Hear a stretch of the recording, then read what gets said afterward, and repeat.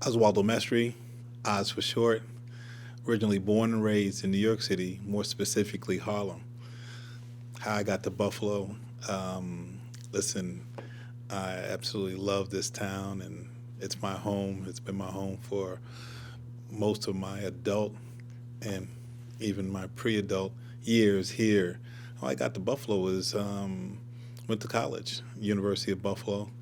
I was born and raised, single mom, three sisters. Um, we lived together with two of them, and my mother always stressed education and always stressed making sure that we all went to school. She was a not only not just a single mom, but she was born and raised in North Carolina, small little town, population under 200, and she came to Buffalo for opportunity, and she raised us again to be selfless and to think about others. At least that's the example that I saw in her, but always about school. And so when the opportunity presented itself to go away, I was the man of the house. I was making sure that I was taken care of. I'm the only boy, the oldest. I didn't want to go away.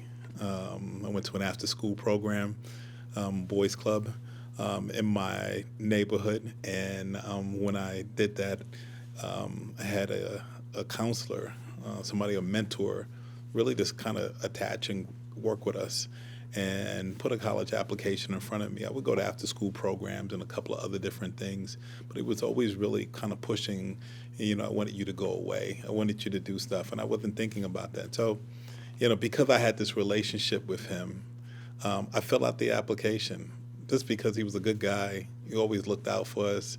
And lo and behold, I graduated from high school. I went to Brooklyn Technical High School. So out of all of the SUNY schools, there was one school, the University of Buffalo, that you could major in architecture. And so I circled that, didn't think twice about it, and got a call saying that I was accepted. I thought about it, and I had a summer job. I was working at Macy's on 34th Street. Thought I was doing something, living in the city. Growing up in Harlem, that's my spot. And my mother asked me about it, and I said, "Well, Mom, I'm just going to go to local college. I was going to go to City College." And she said, "Really?" I said, "No, I'm okay." And my mindset, man at a home, taking care. And what my mother did is I kind of even crumpled the acceptance letter. She picked it up, called up somewhere, University of Buffalo. Next few days, she said, "Pack your stuff up." We went up to Buffalo, drove up here, stayed one day in Niagara Falls, saw that. She dropped me off at campus. She says, "Don't come back until you finish." And I tell that story, sometimes I get choked up because that's a mother to love, right? And she knew that I grew up in an area where a lot of folks who look like me don't go to school, don't go away. A lot of folks, my friends, didn't end up in that the institution that I went to, higher education. They ended up in another type of institution. And I go back home. My mother's still there. And I'm still calling it home. My family's still there, or my family there. And I still see my boys and my friends, and we chop it up. I'm so appreciative of the sacrifice that she did to push me away and to say, "Go make a better life for yourself." People say, "Well, why did you stay? Why is this home for you now?" It really was the various relationships that you had. When I was in college, for the 3 years, I didn't even know there were black folk in Buffalo because I was out at the Amherst campus. And I took a class, core people only class with Ted Kirkland, who taught the class. And he challenged us. We had to actually go in the city of Buffalo to different landmarks, and I remember coming back. It was evening course, and it was just, he taught the class. I think it was law and urban problems, and he was just telling us about black folks. And we kept on saying, "What are you talking about, right? You're out in the Amherst campus. You see the ones, you see me, but you don't see us." And I come back one day, and I was so blown away. I was like, wow, there are a bunch of black folk, or people of color in Buffalo. I went up on Jefferson, was down Fillmore, I went even downtown, and I was so blown away. I was disappointed a little bit with the University of Buffalo of the lack of exposure, but it made me appreciate Buffalo even more. I was a little homesick. I grew up in Harlem. I grew up around us. I grew up around our history, that we make history every day in terms of the color of our skin. And so this made the connection. Had externships and internships and worked at St. Augustine Center. It was my first job. I taught for a little bit. I was a substitute teacher, at Kensington High. I did a whole bunch of things, and I just met some powerful people. And even today, I think that continues when we're talking about this us as a folk, us as a people, and the history that we make. So one of the first programs that I ran, one of the first opportunities I had, not just in terms of work and employment, but my engagement in the community, was a program called the Buffalo Weed and Seed Program. And what we did, it was a federal program. It was a Department of Justice initiative that worked with communities, law enforcement, building communities, young people, and talking about going into communities and kind of weeding out all of the bad, like all of that, but also seeding in hope and development and restoration, creating partnerships. And so was very instrumental in working with that at the Crucial Community Center over on Genesee. I ended up becoming the board president. I have an affinity for working at after-school programs and youth programs because I'm a product of that. It was a after-school program. It was a community center that helped me go to college. And then I got a scholarship, but that was instrumental in my life, that had young men like me who grew up in families of single parents and single mothers, and so we related, whether through basketball or homework assistance or just, what's up, bro, how you doing? Take your hat off when you come in the building. What's up? And having that engagement was so important for me that I didn't know it. Even when I was going to college and I was coming back home, I felt like not only was I going to school for my family, but I felt like I was going to school for my neighborhood. I was getting off the train and walking home with my bags and people hugging me, little old ladies putting little $5 in my pocket, and I know they couldn't afford it, but they knew there was that time of year. And so the same exists in Buffalo, that same relationships that we have with people, and it happens generationally. And so, again, just talking about the history and what I see, is very important. So as I talked about 311 and the relationship it has with residents in the community, one of the other things that I'm most proud of is an initiative called Clean Sweeps. And Clean Sweeps are those initiatives that we look at the 311 information and data. We started doing this. I started going to community meetings, but I would also go to staff meetings. And so we would talk about commissioners' meetings about what was going on, and I would always raise my hand and be like, wow, how do you know this? One, because I'm in the community, right? But two, I see the data. I see people calling. There's this sacred relationship with people calling and us following up the answers on things. And so what we would do is I would look at the data and I would look at it and lay it over the map, and I would say, wow, I got all these 311 calls in one area. Then I would look at 911 calls. Then I would look at other social economic information, and I would say, what's going on in that area that I'm getting so many different calls or I'm not getting enough, right? And because the mayor elevated this division to a departmental status, and I had these relationships in 311 with all these departments, one day out of the week, we would just pop up in the community and do the ultimate act of customer service, right? We would fix everything that needed to be fixed because people were calling. We'd knock on doors. I would first invite community departments, police, fire prevention, community services, youth services, senior services. Then we invited county departments, right? And human services, social services, right? Department of Health. Then we invited community-based organizations, whether it be, making sure you be Smile Team if you had a dental appointment or health appointment, you needed to be signed up for health care, or, you needed help with parenting, all those too. And we understood because of my relationship that I had previously when I was running a community center, right? I invited them. I knew these people were going out disparately to different communities. I said, listen, let's all collectively all go into one community and have a major impact, right? Let's just do a clean sweep from beginning to end. And we brought all these partners there, layers, of different organizations, and we would just go in one day out of the week and just, I call it, we bring the noise, right? And so we would have building inspectors and community police officers, not to be punitive, but to be restorative. Every now and then there was that element, folks who were living and not doing the right thing. And we had a message for them. You weren't going to mess with residents who were doing the right thing. What can we do to help, right? And so through the years, it became, more restorative and making connections. People living in abandoned property, instead of arresting them, let's get them services, right? Creating block clubs, listening to people. And so the Clean Sweep initiative, I just thought it was just something simple. I thought every city was doing it. I thought, this was just a simple concept. Let's just get out in the community. As technological as much as an administrator I am, I love being out in the community and talking to people because that's where the rubber hits the road. And as we were doing this, I was getting calls from other cities. I was getting calls from other departments. Other people wanted to do interview for me. I remember somebody said, "Hey, you're doing great. We want to give you this award. You're like a disruptor." I was like, "What does that mean?" I'm not disrupting. And I understood. They said that was disrupting the status quo. This Clean Sweep initiative that we started, we first started doing eight of them, 8 to 10. And even before that, it wasn't even that many a year. And exponentially, as technology grew and as we got a little more sophisticated and we worked with different departments, that 8 grew into 20. That 20 grew into 25. And now, throughout the year, we do 35 clean sweeps. That's the most that we've ever done. And again, we do it every week. Sometimes we do double backs. And we pinpoint those hot spots, those areas where, what can we do a little more? But now we look at equity, right? Equity says that maybe people are not calling. And I'm looking at like, why aren't people doing this? What's going on? And then we still go in those areas, right?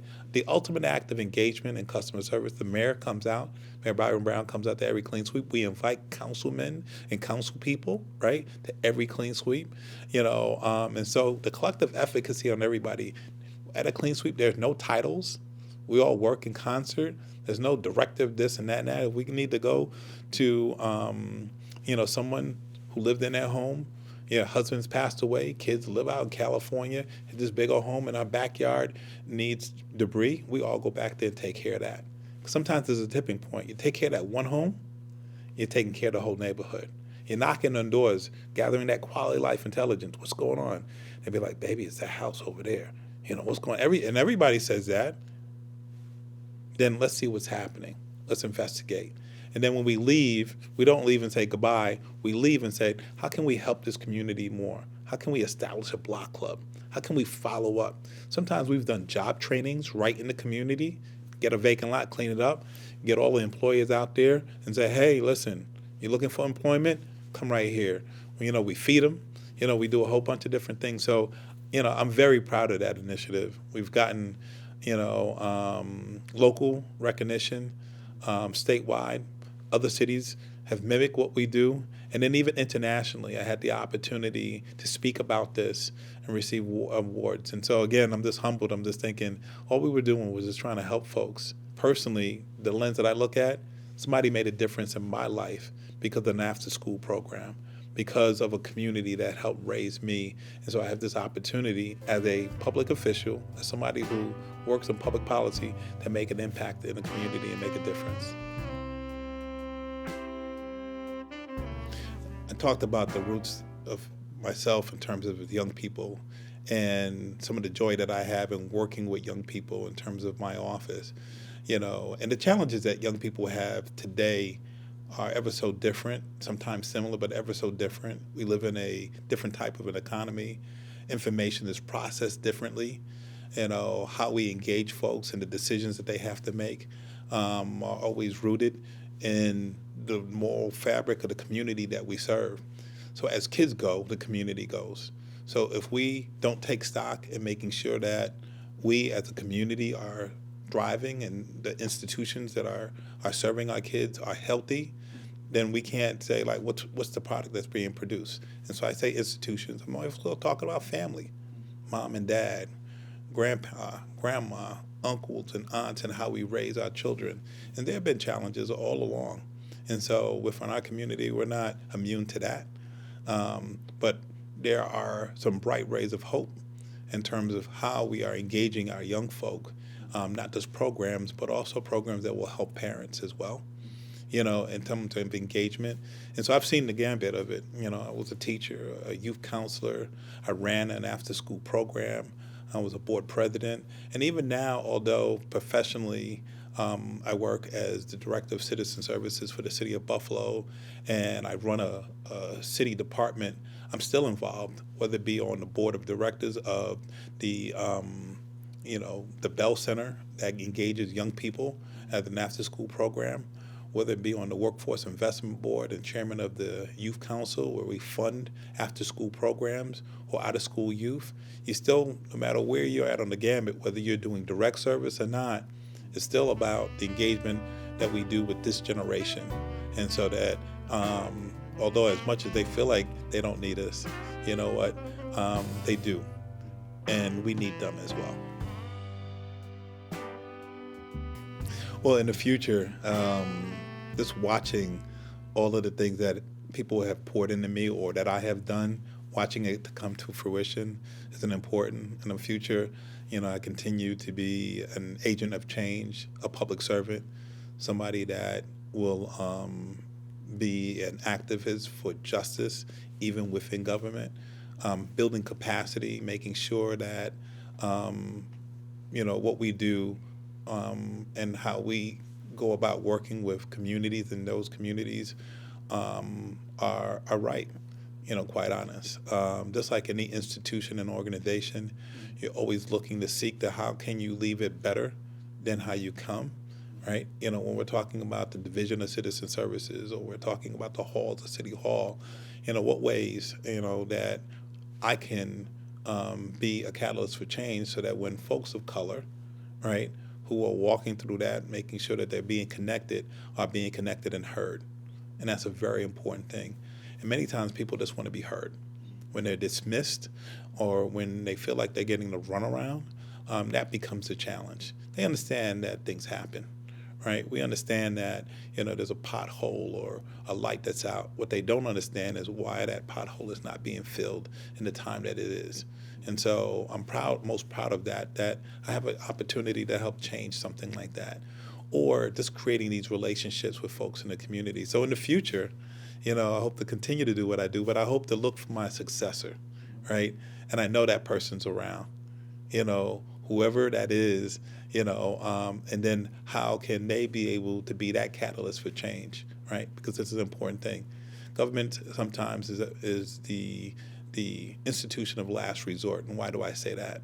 Because when every other kind of system functions or doesn't functions or whatever, we have a special responsibility to make sure that we are caretakers or we are a catchment for those who are most challenged. We forget that government alone can't do it. You need other institutions, education, healthcare, philanthropy, right? The family, a neighborhood that brings about a community and that change. And so government plays a little role in that. But at the end of the day, nor should we be in your home telling you what to do, right? The mosaic of a community of Buffalo is made up of the people that's here. That's what kept me. When I look at the greats, and I look at our thriving community, we've been challenged this year more so than any, and year before that. And we've been challenged. What happened at May 14th at the Top supermarket, and the challenge that has impacted us as a community. I live about 6 minutes away. My fraternal lodge is 2 blocks away. When we do community service, we do it in that area. When I need to run to a store and go somewhere, I drive right up the street, right? And so when that happened, and Buffalo is this community that is small enough that many of us knew. I knew Kat Massey. She had an influence on me as a block club president. I'm the liaison to all of the block clubs here. And in fact, no one really knows this story. The day before, she sent me an email because we had this grant program that we were giving to block clubs, and she showed interest, and she said, hey, follow up with me. Hey, Oswaldo. And if you knew about Kat, she would be like, hey, come on now. I need you to follow up. I see you on TV. And that's the relationship. And so I think about that, and its impact in this community. And, my heart goes out for all of those lives that were impacted and were lost, and those other lives that were impacted by that tops and by this individual. And so what can we do, right? So that we can build and create. The spotlight is, on us as a city, as a neighborhood, the challenges that we face with climate change, and what can we do as a city, make sure that recovery and all of those things are happening. Those systems are going to be in place.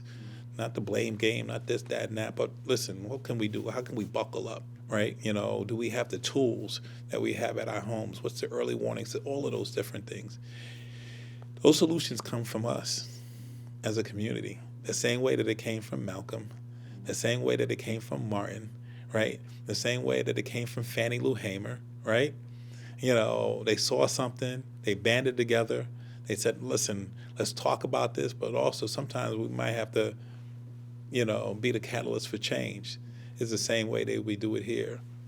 As a people, as a black folks, we're on all so many different levels, and so I try to live that so that the legacy continues, and so that we're pouring into it.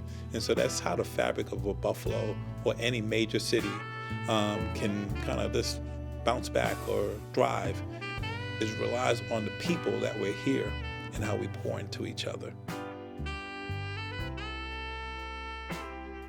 I think being in the situation that I'm from, how I was raised, what I'm looking at, not seeing too many people who look like me in positions of that. I said that I worked for Mayor Brown before I worked for Mayor Masiello, and I'm grateful that the opportunity is given me. But the city hall that is today and now are dramatically different. I see so many more exponentially people who look like me than before. And so when you have that and you walk in an elevator and you do the you're universal, like, hey, what's up, bro? And you're creating these relationships and working. You understand that not just at the top in commissioners, but mid-level managers, that we have a unique perspective. I have a unique perspective of how I look at the world because of how I grew up. The lens that I look at, I can't throw that away, right? And so when I am there to help and create public policy and implement that, I look at it through that lens, right? I listen. The person who cuts my hair looks like me. My doctor looks like me. When I go to the dry cleaner, that person looks like me. These are deliberate decisions, not because I want to exclude somebody. It's because when I talk about building community, it should be about that, right? When I want to go to a restaurant, I'm going to try to find something, that people who may not necessarily, who look like me, but who will serve me as well, right?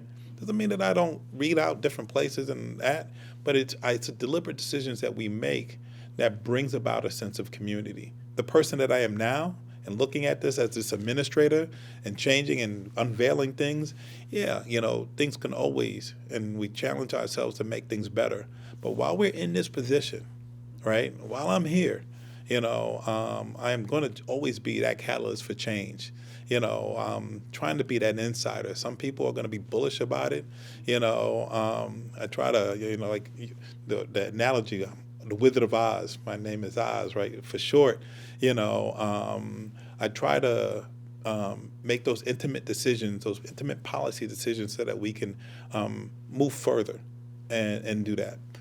Who's on the board of directors of these not-for-profits or these institutions? How can we make sure that we get more people who look like us to be on that, right? More jobs. Those are policy influencing positions that we forget. We talk about these institutions, not just banking institutions, medical institutions that have board of directors. Who's on that looks like me? Even when it comes to entertainment, Klein Hands, who's on that board? The zoo, the Science Museum, right? Those major institutions. When we're talking about going downtown to Canal Side, who makes those decisions and how are they inclusive of us and what type of programming that we have, right? When we're talking about entertainment, I don't want to go to, Rochester's a nice place. I don't want to drive to Rochester, Syracuse to see somebody that I want to see who looks like me. Why aren't they coming to Buffalo? Who makes those decisions, right? right? In the same way that who makes these decisions to talk about, the vibrancy of economic development or recovery of a community. All those separate pods put together, creates, something that, I'm proud to be a part of. So when I wake up, when I go to work every morning, take that breath and I'm like, all right, what's next? I think the thing that I'm most proud of is that every day when I come in and I do the work as a public official, as a public servant, is to think about the young people that I try to pour into. Because I think about how someone poured into me. I think about generationally on what has been left, the impact that we make, that working or being a public servant is not a bad thing. We're here to serve, to make sure that we're honest about it and that we're being honest brokers, but we're listening and pouring into. And so I could talk to you about programs, and specifically just talking about the effects that we have on people. But the programs that we do in terms of, I run the Buffalo Citizen Services, which is an engagement initiative, a department, and it's the Buffalo 311. Creating that, Mayor Brown, when he brought me on, he said, listen, I want to put you in this particular position. I'm going to elevate this, and I want you to report directly to me. I want to make sure that residents have a way to make a call or go online or to speak, and that we are listening to them and we're quantifying those calls so that we can make sure that departments are following up. We forget that although it's government, this is a business. When a barking dog or a pothole or those things, we have to catalog those. And so I'm very proud of that. But I'm also, that's the technical part about it, and we can talk about that, but I'm very proud of the fact that people feel confident that they can make those calls and that we're answering them. And that's the function of government to the nuts and bolts of it. And I'm involved in that, as a black man, as a man of color, as a Afro-Latino, I'm proud of the fact that I've been put in a position to make that difference. Every day I say, when we talk about black history, when we talk about our history, every day is being made. And so not just today, but the days that were made that we're standing on the foots of, right? Of those, the George K. Arthurs, the Arthur Eves, the Mayor Byron Browns, all of these people that have made a big difference, the Core P. Maloney's, all of these folks that have made a big difference, in that. And that's just Buffalo. We're talking about this nationally, and the giants of Martin Luther King and Malcolm X and those folks, Arturo Schomburg, those people who made a particular difference in the community, not just through employment, but through civic. It's very important too. So I can talk to you about professionally and the difference that we make with young people generationally, but I also feel like I'm a part of the fabric of this community. I'm a proud Prince Hall Mason. I'm also a Prince Hall Shriner. That is something that is a part of my fabric. My grandfather was a Mason on both sides of my family. I became a very much part of that fabric here in Buffalo when we talk about history, fraternal organizations, and what we do to give back, and how as a brotherhood, right? We're here to be of benefit to other folks. And that's history. Prince Hall Black Masonry here. When you're talking about, days where men were janitors and porters, and they worked for their families, and they came home, and at least they went to one home, they went tonight, and they were bonded with brotherhood, and they created scholarship programs for their kids, in community service. That's Black history, and that happens here, and I feel like I'm a part of it, living it every day.